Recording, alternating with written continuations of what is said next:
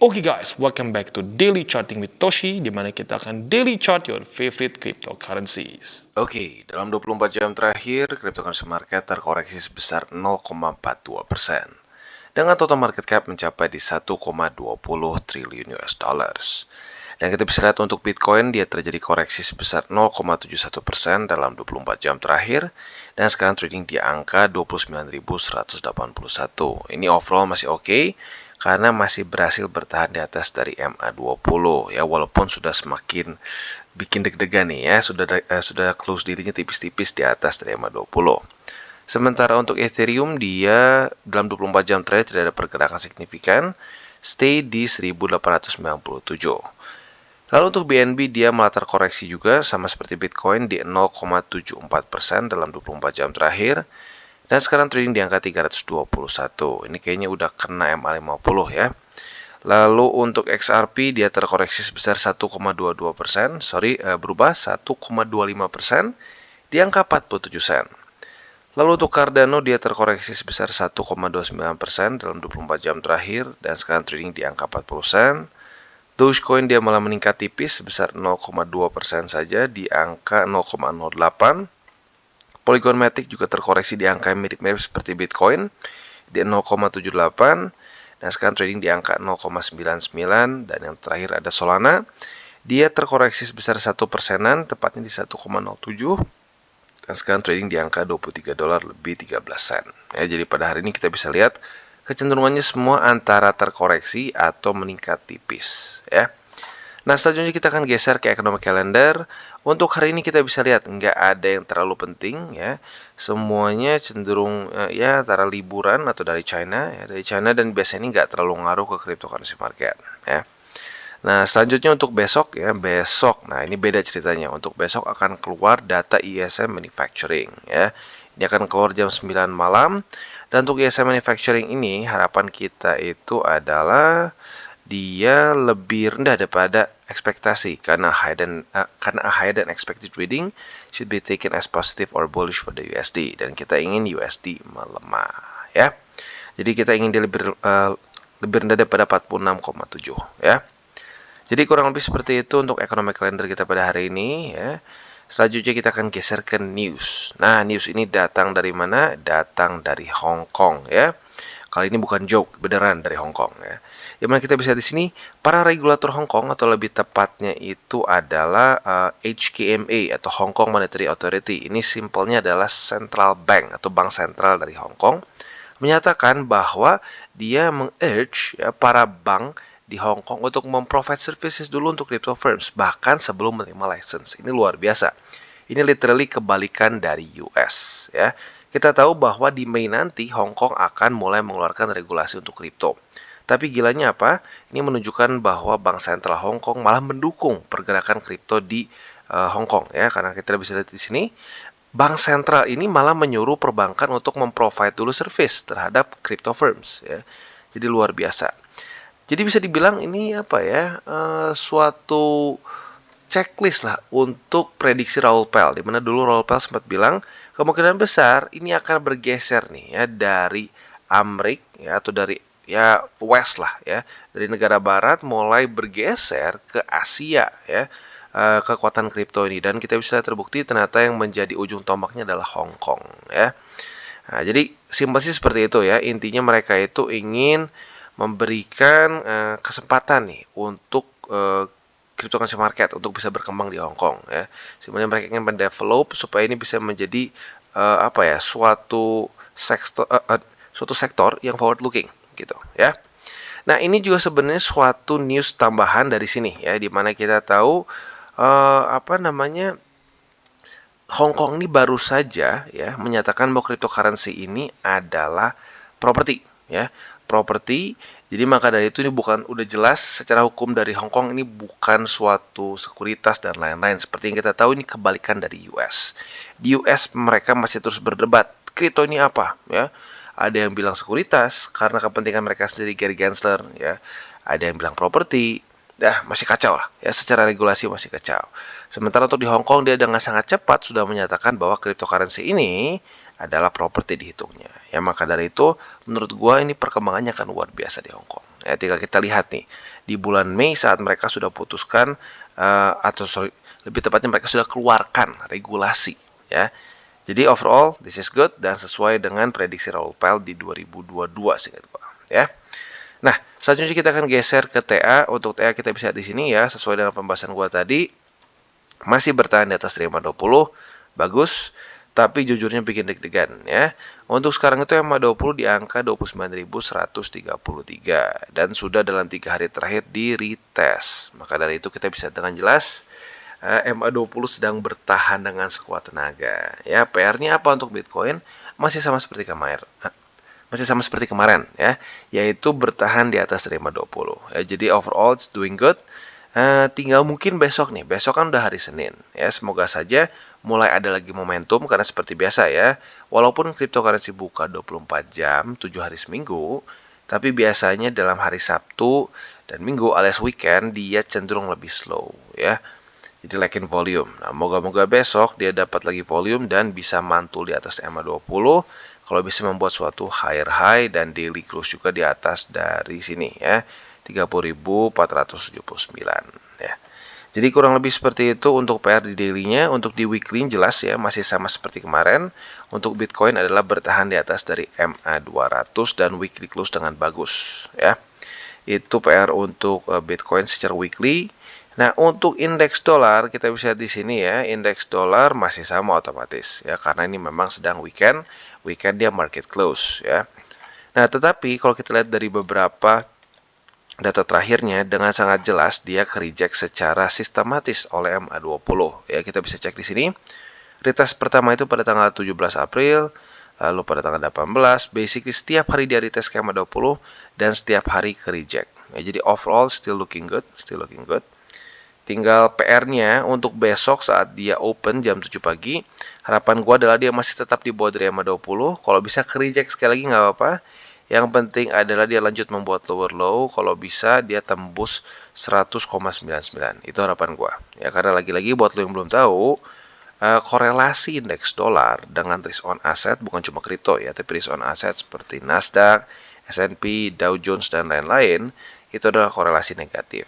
Ya, jadi apabila secara makronya indeks dolar itu masuk ke bear market, maka probability-nya besar untuk risk on asset itu cenderung meningkat. Begitu ya, jadi otomatis bagi kita pemegang kripto, pemegang Nasdaq, pemegang saham in general ingin indeks dolar melemah ya.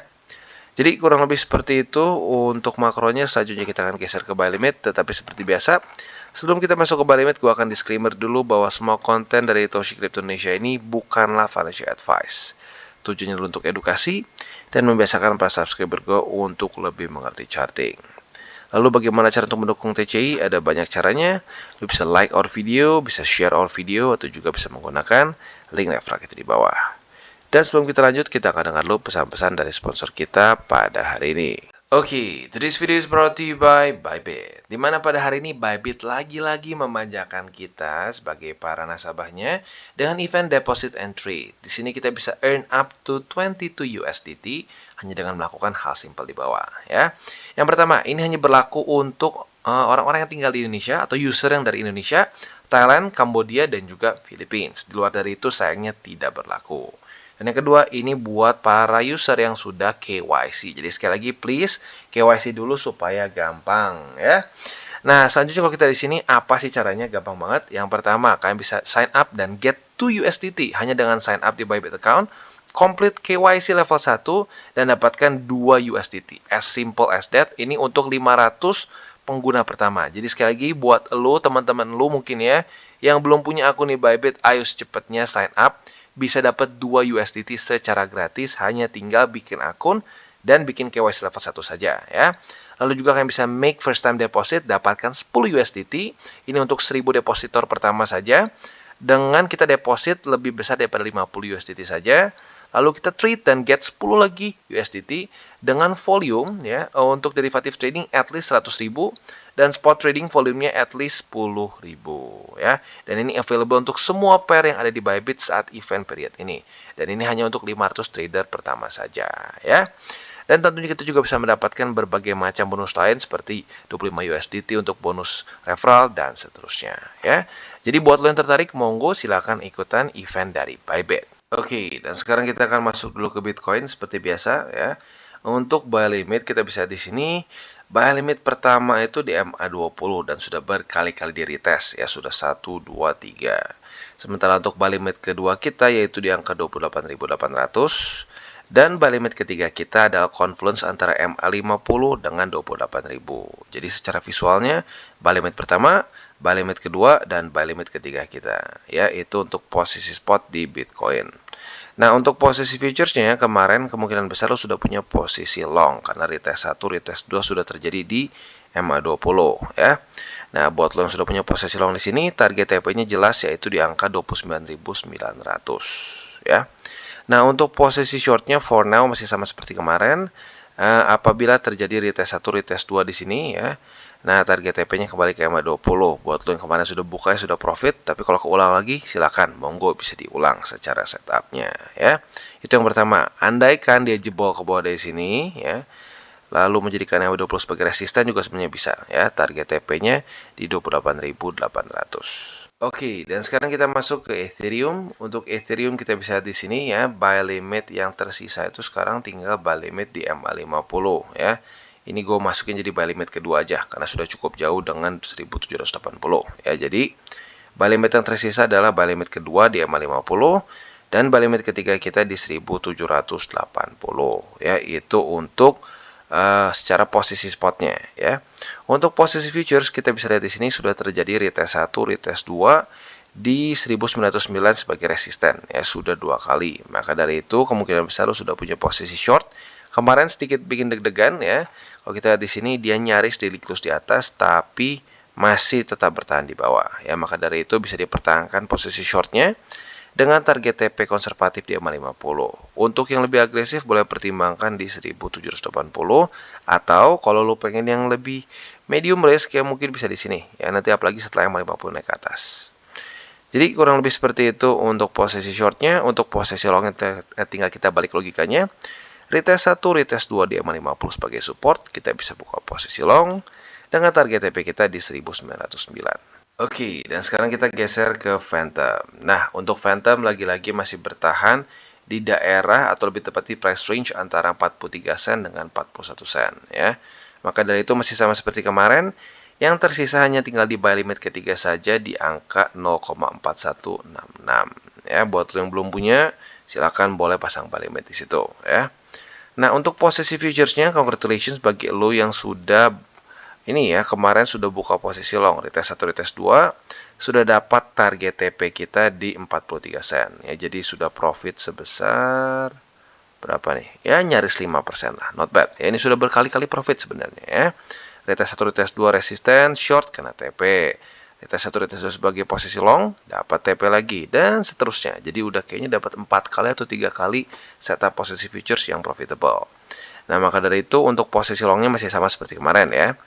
Retest 1 ya, retest 1, retest 2 di sini sebagai posisi sebagai support.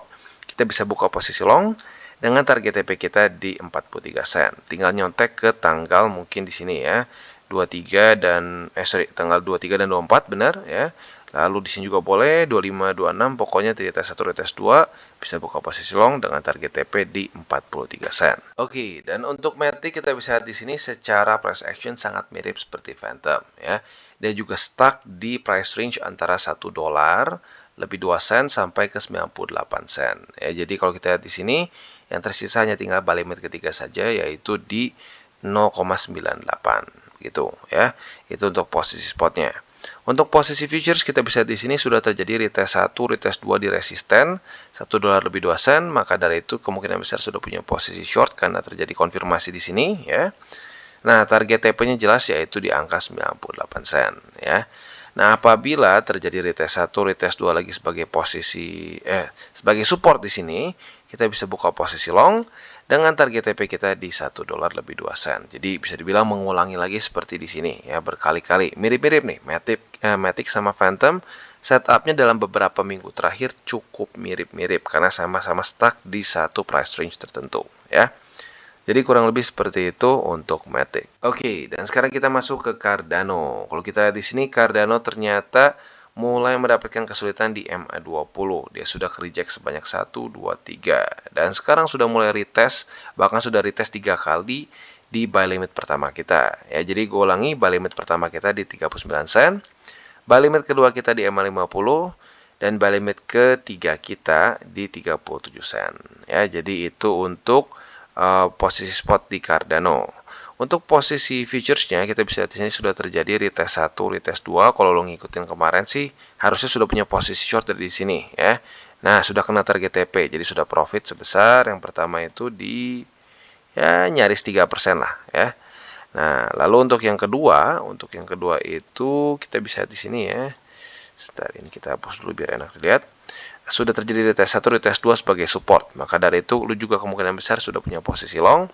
Nah, apabila dia besok bisa bertahan di atas dan daily close tepatnya di atas dari 39 sen, maka kita bisa pertahankan posisi long kita dengan target TP kita di MA20. Jadi kurang lebih seperti itu setup untuk di Cardano. Dan juga ini ending untuk DCWT kita pada hari ini. Sekali lagi gue ingatkan, jangan pakai uang panas dan jangan over leverage ya. Selain dari itu, gue ingatkan juga bahwa untuk economic calendar pada hari ini nggak ada yang terlalu penting.